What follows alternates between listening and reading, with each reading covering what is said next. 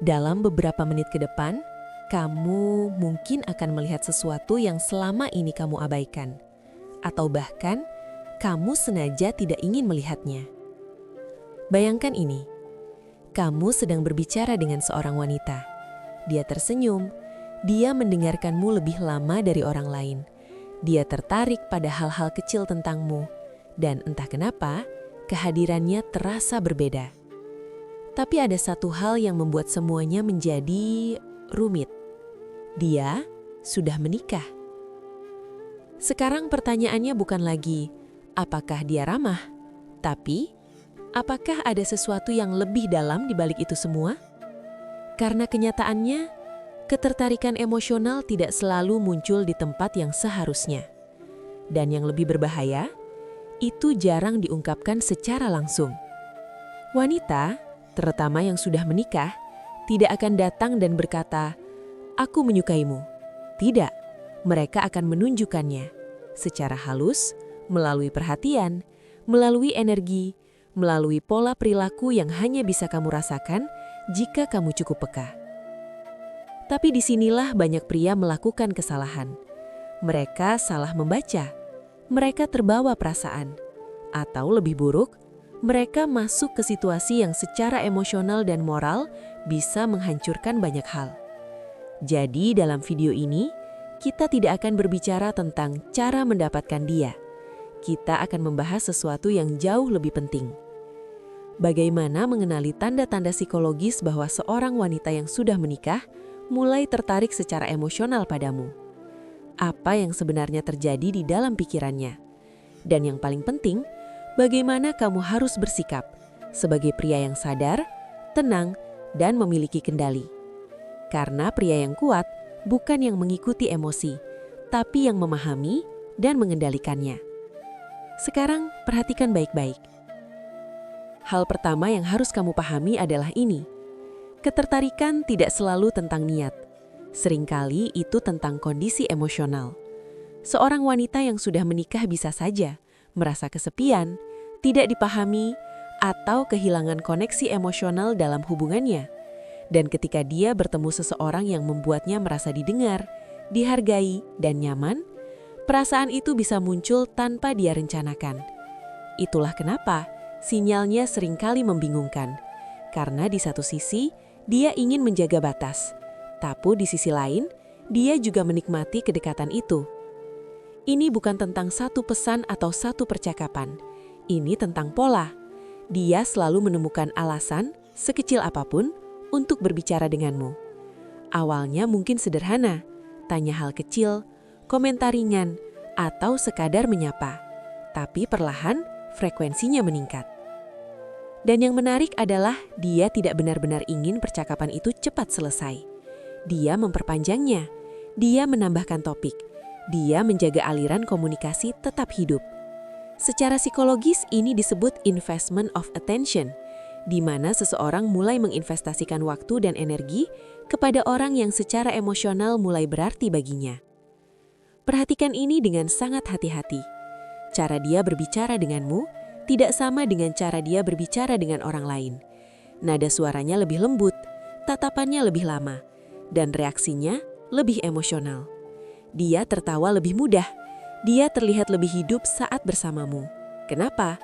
Karena kamu menciptakan kondisi emosional yang mungkin dia tidak rasakan di tempat lain. Dan manusia secara alami tertarik pada perasaan, bukan orangnya. Ini adalah tanda yang sangat kuat. Wanita tidak sembarangan membuka diri. Jika dia mulai berbagi tentang kehidupannya, tentang perasaannya, tentang hal-hal yang bahkan tidak semua orang tahu, itu berarti satu hal. Dia merasa aman denganmu. Dan rasa aman adalah fondasi dari ketertarikan emosional. Tapi disinilah banyak pria salah. Mereka menganggap ini sebagai kesempatan.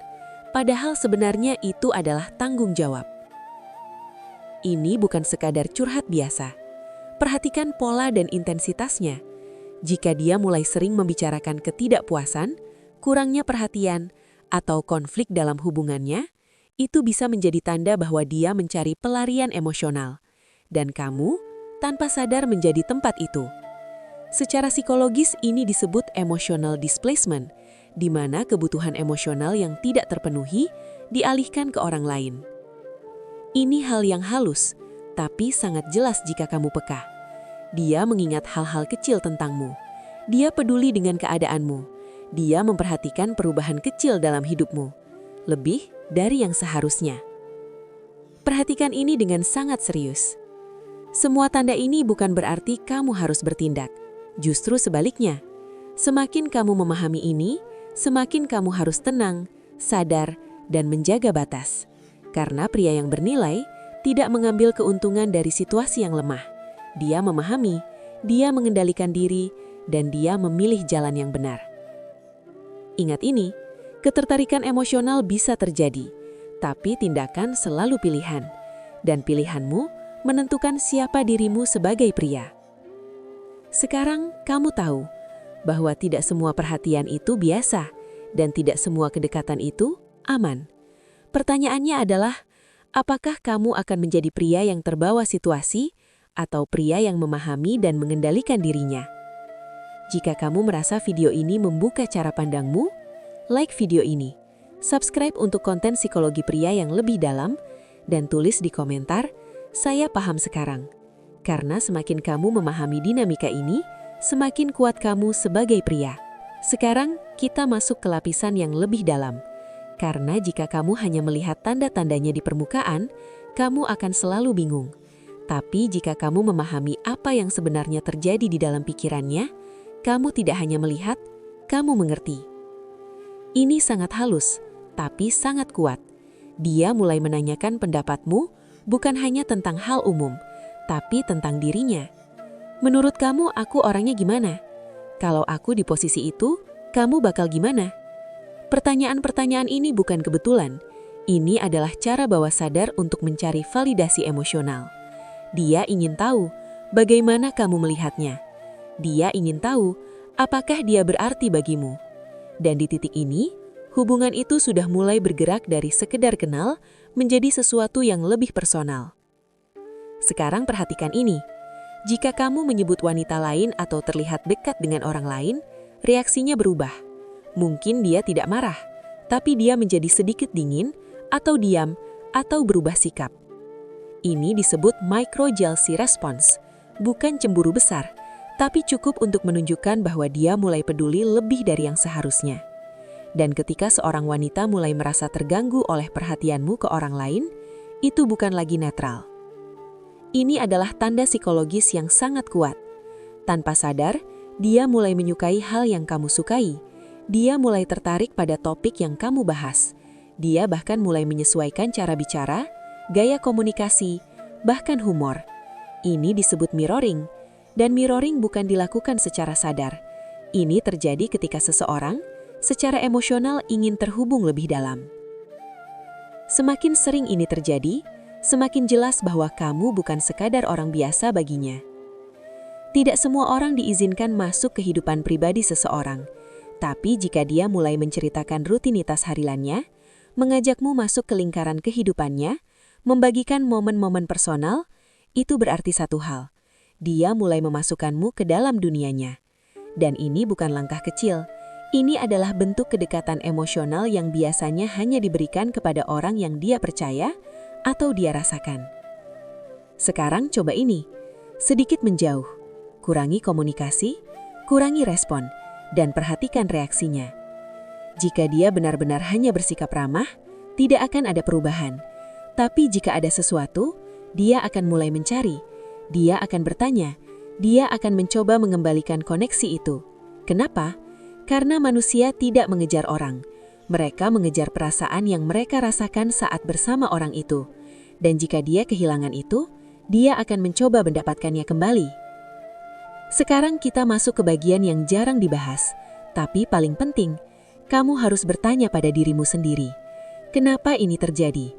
Bukan hanya apa tanda-tandanya, tapi kenapa dia merasa seperti ini. Seringkali ini bukan tentang kamu.